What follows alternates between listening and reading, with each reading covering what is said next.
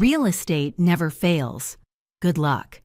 That was the message Darren sent me, 4 words and a full stop that detonated my entire life. I was standing in our kitchen in Tucson, Arizona, sipping tea by the bay window when it landed. My fingers were steady, but my chest felt like it had cracked open. 15 years. 15 years of cautious, relentless, meticulous planning. Gone in a single text. I stared at the screen. For a moment, I actually thought I was reading it wrong. Some prank. Some autocorrect nightmare. But there it was again when I blinked. Moved our savings to Sky's real estate venture. She's ambitious. Unlike you, we're going to flip houses together. I'm Veronica Hale. I'm 45 years old. I've been the financial architect of our lives since the day Darren and I got married. While he charmed clients over martinis and closed 6-figure sales with a wink and a handshake, I was the one translating those commissions into long-term wealth. I tracked our accounts with the precision of a Wall Street trader. Retirement secured, emergency fund 6 figures, real estate equity locked in and climbing. He used to brag about it. My wife's a genius with money. I just bring it in, she makes it grow. But all that respect had started corroding the day he met her. Sky Winters, 28, blonde and loud about her wins. She strutted into our lives during a Trayvon Corporation networking mixer. She sold condos in Phoenix like it made her the next Barbara Corcoran. Darren was dazzled. I was suspicious. At first, it was harmless stories how Sky closed on a flipped duplex in Scottsdale, how she helped a retired couple double their investment. But then came the perfume on his shirts after late nights at the office, weekend hunting trips that aligned suspiciously well with Sky's open house tours, and worst of all, the change in tone when he talked to me. Suddenly, my spreadsheets were boring. Our savings were dead money. The stable, diversified portfolio I'd spent years perfecting was now a waste of potential. I'd explain things calmly that markets don't reward impulse, that slow and steady wasn't just a saying, it was a strategy. He'd nod, but I could see it. In his eyes, I'd gone from genius to anchor. Still, I held out hope. Maybe it was a midlife crisis. Maybe he just needed to feel like a cowboy again, chasing risk and return like he was 30. But the day that message came in, I knew better. Because here's the part Darren never understood. I wasn't just good with money. I was dangerously good with contracts, contingency planning, and the kind of legal foresight most people wouldn't bother thinking about. And years ago, when I saw 2 friends blindsided by divorce, I'd had Darren sign a co-control clause, a legal stipulation that neither of us could move major funds without the other's signature. At the time, he'd laughed. "You planning to take me for everything someday," he joked. I'd smiled, just planning to protect what we've built together. Well, guess what? That clause was about to become my atomic button. I put down the tea, opened my laptop, and launched our banking dashboard. First, our joint savings, $87,000 yesterday, now $300. Money market emptied, emergency fund gone. Even the dream fund, the one I'd privately named in my files, the one we were supposed to use for a future lake house, vanished. Then came his second text. "Don't bother calling. We're investing in something real for once. Sky knows how to grow money. Not like you." That one hit deeper. Not because of the betrayal, because of the dismissal. 15 years of shared life reduced to not like you. But I didn't cry. I didn't scream. I didn't throw anything. I walked to the window and stared out at the street we lived on, the quiet suburban oasis we could afford because of my boring choices. Darren thought he'd pulled off the greatest escape ditch the careful wife chased some shiny new dream and fund it with my intelligence. He had no idea what storm was coming. Because the thing about building wealth over time is you learn patience, precision, the power of staying 3 steps ahead. And right now, I was about to prove that boring old Veronica wasn't just the brains of this relationship, she was the storm he never saw coming. I didn't call Darren. I didn't scream. I didn't ask questions I already knew the answers to. Instead, I opened a password-protected folder on my desktop. Inside, it was a PDF titled Contingency Legal 2023, 6 months ago, over lunch with an old college friend who'd just been blindsided by her husband's affair, I'd asked her a single question that stuck with me. What would you have done differently? She'd looked me in the eye and said, "Prepared for war." That night, I called Judith Brennan, the most ruthless divorce attorney in Tucson. Not because I suspected Darren of cheating, but because I'd seen too many smart women blindsided, left broke, humiliated, powerless. I never wanted to be one of them. Judith had charged me a $1,000 consultation fee. Darren had scoffed when he saw the transaction on our credit card. You paying someone to fantasize about divorcing me now, he'd laughed. I'd kissed his cheek and said, just playing it safe. That laugh. It echoed in my head now as I pulled Judith's card from the folder and dialed her number. My hands didn't shake, not even a little. She answered on the second ring. Brennan Law. This is Veronica Hale. We met in January. There was a pause. Then I remember you. What happened? My husband just stole our life savings, transferred it to his girlfriend's personal bank account. I want to go nuclear. Judith didn't even blink. How much are we talking? $87,000 in savings. Another $60,000 maybe in other accounts. I'll send the full ledger. Can you be in my office within the hour? I was already grabbing my purse. While I drove, I rehearsed everything in my head. The transfers, the text messages, the photos, the silence, the cruelty. All of it. Judith's office was on the 12th floor of a sleek downtown building, glass and stone, minimalist, intimidating. It was quiet when I walked in. Saturday, quiet, private, exactly what I needed. She was already waiting in her office with a legal pad and 2 cups of coffee. Show me everything, she said. I slid my laptop across the desk, opened the banking records, and handed over my phone. Darren's smug text stared back from the screen. Judith scrolled slowly, pausing at his second message, the one where he told me not to bother calling. Her mouth didn't move, but her eyebrows twitched just slightly. That was enough. Your husband made several critical errors, she said, pen flying across her notepad. He left a digital trail. He moved funds to a non-business account. And most importantly, he documented intent in writing. This isn't just marital misconduct. It's financial abuse. My throat clenched, but not from sadness. From something else, something far more dangerous. Rage wrapped in strategy. Judith leaned forward. Here's what we're going to do. First thing Monday, I'll file for emergency relief to freeze all remaining joint accounts. We'll also request a temporary restraining order blocking him from touching any marital assets. And, her smile sharpened, we're serving his girlfriend with a civil lawsuit, accepting marital funds under false pretenses. That's civil theft. If we can prove intent, we may be able to recover everything.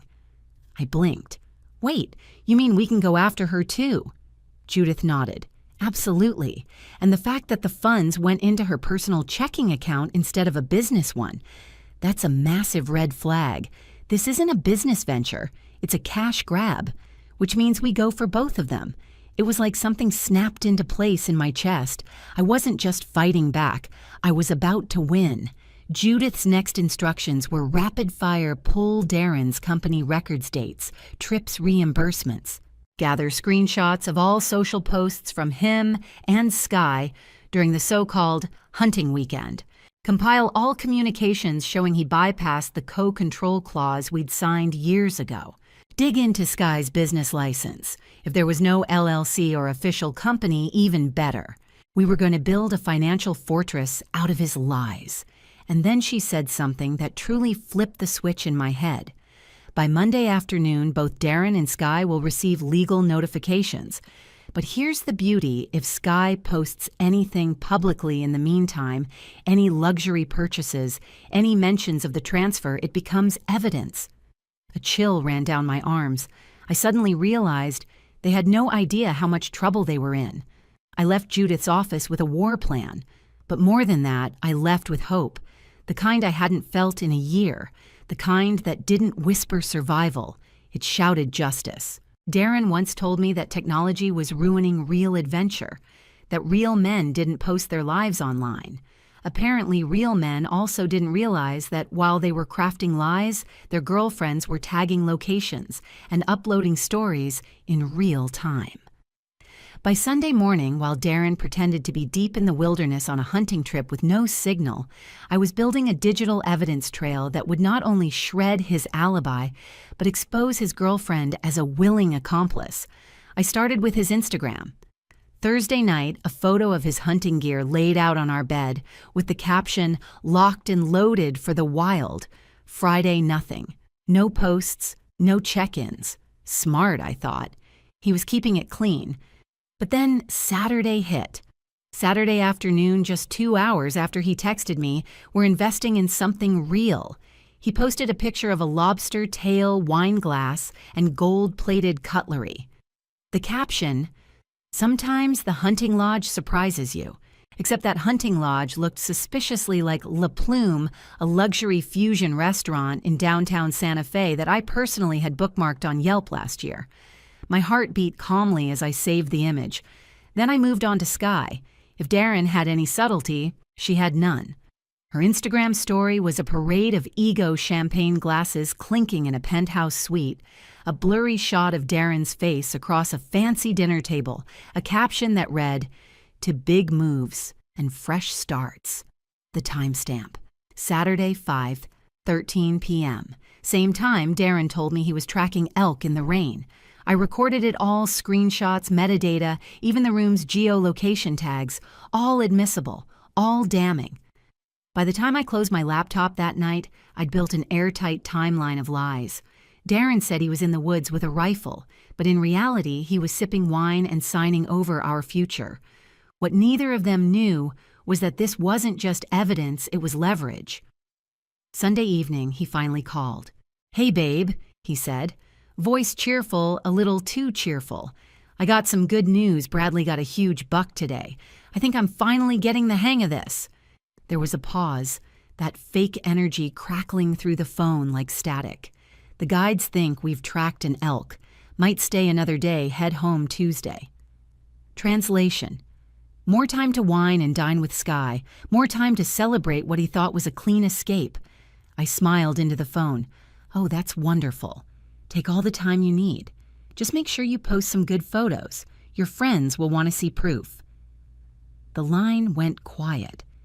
Not dead, just caught. See, Darren had crafted this perfect narrative. He was the adventurous husband blowing off steam in the wild. But in doing so, he forgot that the digital world keeps receipts. And unlike him, I never delete anything. After we hung up, I began organizing the photos into folders. Hunting lie, Darren luxury posts, Sky timeline, Saturday theft. I labeled every piece, dated them, cross-checked them with his text messages. Everything matched. At 11:47 p.m., I uploaded the files into a private Dropbox folder and shared it with Judith. Her email reply was instant. "This is perfect." The contradiction between his claim of being unreachable and the posts proves intent to deceive. We can now argue premeditation. Premeditation. I sat back and let that word sink in. This wasn't just betrayal. This wasn't a man getting swept away by lust or greed. This was a strategic theft disguised as a romantic investment. And he never thought I'd be smart enough or calm enough to catch it. But I'd spent 15 years managing wealth. I knew how to trace paper trails, interpret transactions, and spot inconsistencies faster than most auditors. Darren thought he'd won because he got to the money first. What he didn't know was that I'd just built a legal trap so tight he was going to trip over it on his way home. Monday morning arrived with surgical precision. I was outside Judith Brennan's law office by 6:58 a.m. Coffee in one hand and a neatly tabbed folder in the other one labeled Asset Recovery, Phase 1. Inside was everything Darren's texts. The screenshots of his lavish Santa Fe dinner, Sky's incriminating Instagram stories, and our full financial breakdown. Every transaction, every timestamp. Judith didn't just want receipts, she wanted ammunition, and I brought enough to start a legal war. At 7:30 a.m. on the dot, her assistant opened the door. He's not going to know what hit him, she said with a small smile. By 10:12 a.m., Judith had already filed emergency motions with the family court, every remaining joint account frozen.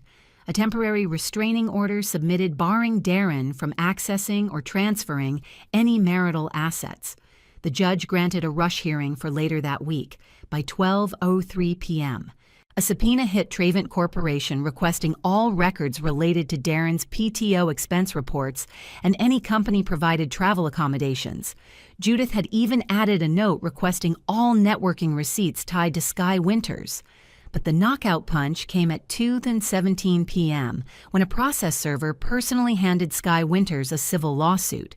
The charge, civil theft and receipt of misappropriated marital assets. The amount demanded $87,000 in direct transfers, $18,000 in estimated damages, plus legal fees and restitution. She hadn't even had time to finish her mimosa. Judith called me right after. Her boyfriend may have told her she was starting a real estate empire, she said coolly, but all she bought was a legal nightmare. I wanted to laugh. I wanted to. But more than anything, I felt calm, in control, focused. I had watched Darren systematically dismantle the life we'd built, and now I was rebuilding it brick by brick, by taking him apart. Calls started rolling in by late afternoon. First, the bank fraud department. We've flagged suspicious activity connected to your accounts, multiple large withdrawals, unusual destination accounts. You may be asked to testify in upcoming proceedings. Second, Travant Corporation's HR team. Hi, Mrs. Hale, we've received a subpoena. Darren didn't list you as an emergency contact. Should we direct inquiries to your attorney third? And most satisfying was Bradley Morrison, Darren's supposed hunting buddy, Veronica. I don't want to start anything, he began cautiously, but... Is Darren okay? Why do you ask? I said, keeping my voice light. Well, it's just... Someone from a law office called me asking about our weekend in the mountains. But Darren didn't come. He said he had a family emergency and couldn't make the trip. So, just wondering what's going on. I smiled so hard my cheeks hurt. Thanks, Bradley. That clears up so much. By dinner time, I had 5 calls from unknown numbers, likely from Sky, her panicked lawyer, or Darren himself. I didn't answer. Judith advised I wait until formal contact came through channels. But I did open one text just for fun. It was from Darren, time-stamped 5:41 p.m. Trying to use the debit card, but something's wrong with our account. Did you mess with the bank? I stared at the message for a moment, letting the delicious silence sit between us. Then I typed back, I'm sure it's just some unusual activity flag. You know how banks are. No emojis, no punctuation, just clinical indifference. He replied instantly. What activity? I need gas money. There's something seriously wrong. I let it sit unread. Because here's the thing. The man who once called me the brain behind our empire had now become a man frantically texting his soon-to-be ex-wife. For gas money. Let that sink in. He called from the highway, his voice tight with forced calm, like a salesman pretending not to sweat through his collar. Hey, Veronica, I think there's something wrong with the bank. I sipped my tea. Oh yeah, he rushed. I tried to use the card at a gas station in Las Cruces and it just declined. Said there was a restriction on the account. A pause. I let it breathe. I wanted him to feel the silence.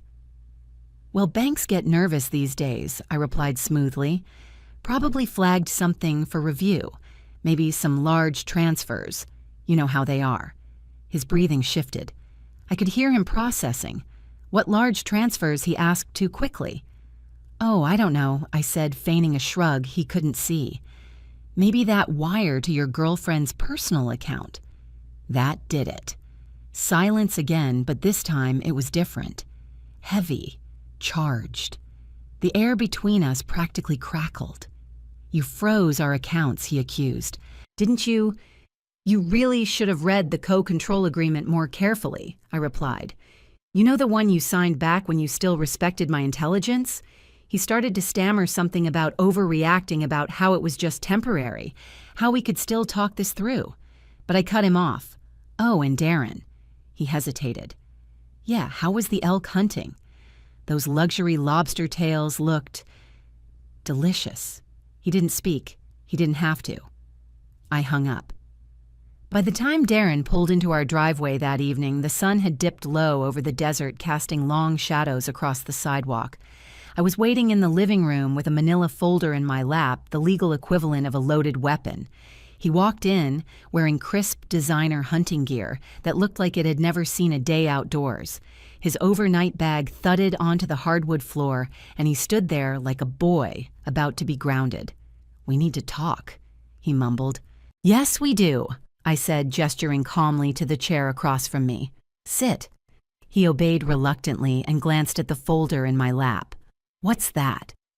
"Your real estate education," I said, flipping it open. Lesson 1, don't steal from someone who tracks every decimal point. Lesson 2, don't lie when your girlfriend live streams from luxury hotels. I laid out the screenshots. Sky's Instagram story, his own Santa Fe dinner post, banking records, the texts, the lawsuit filed that morning, the restraining order waiting to be served. He turned pale. "But we were going to build something real," he mumbled. "Sky has connections. This wasn't about you." I raised an eyebrow. Of course it wasn't about me. It was about you. It was always about you. And then I leaned in, voice low and razor sharp. "You thought I was safe, predictable, boring. But here's what you forgot. I've spent 15 years learning how to protect assets. And unfortunately, for you, you were one of them." He stared, mouth opening and closing like a fish, gasping for air. But there were no excuses to save him, no spreadsheets he could charm his way out of. I stood up, folded the file shut, and said the one thing he never expected. "This is just the beginning." Darren didn't sleep at home that night. He left the living room in stunned silence, dragging his overpriced hunting bag behind him like a war trophy turned evidence exhibit. I heard the car start, then silence, then nothing. It was a satisfying kind of quiet. By Wednesday, the courthouse had frozen all remaining joint assets. Sky's attorney, clearly inexperienced in marital asset theft, requested an extension to review the documents. Judith simply smiled and submitted 73 pages of detailed evidence. But what I didn't expect came on Thursday morning, an email from Sky Winters. Subject I didn't know. Please read. I almost deleted it. Almost. But curiosity won. Veronica. I didn't know the money wasn't his to move. Darren said you were separating and he was cashing out a personal investment. I didn't ask for the transfer, he volunteered it, saying he wanted to build something new with me. I've already asked my attorney to initiate a full return of the $87,000. I know that doesn't fix what happened. I just want you to know I'm not fighting this. Sky. I stared at it stunned. Either it was a desperate legal move, or she was telling the truth. Judith, of course, didn't blink. Doesn't matter what she knew. The fact that she's offering full restitution is exactly what we wanted. The civil suit can be settled as long as the check clears. And by Friday, it did. Full amount, returned. Plus an added $3,000 marked as apology. Judith called it a token. I called it a beginning. I took the check to the bank myself, wearing my navy blazer hair tied up calm but unmissable. It wasn't just about the money anymore. It was about presence, power, being seen as the woman who wasn't broken, just recalibrating. Over the next month, Judith finalized the legal separation. Darren tried to negotiate, offering hollow apologies, half-hearted pleas about starting over. He even cried in one meeting, but the man who said she's ambitious, unlike you, he no longer had a seat at my table. Instead, I focused on the thing that had always defined me, rebuilding, quietly, intentionally, on my own terms.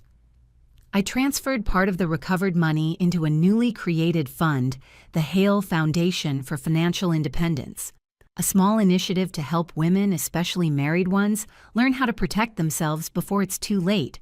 It wasn't grand, but it was mine. One day, at a community seminar, I hosted a young woman lingered after class. She looked maybe 30. Sharp, tired eyes. She said, "My husband always tells me I wouldn't survive without him." I smiled. Then it's time to prove him wrong before you have to. When I got home that night, I stood by the kitchen window again. Same place I'd been when Darren's text detonated everything. But now the air was still, the future wide open. He thought he was taking our next chapter with him. What he didn't realize? I write my own endings.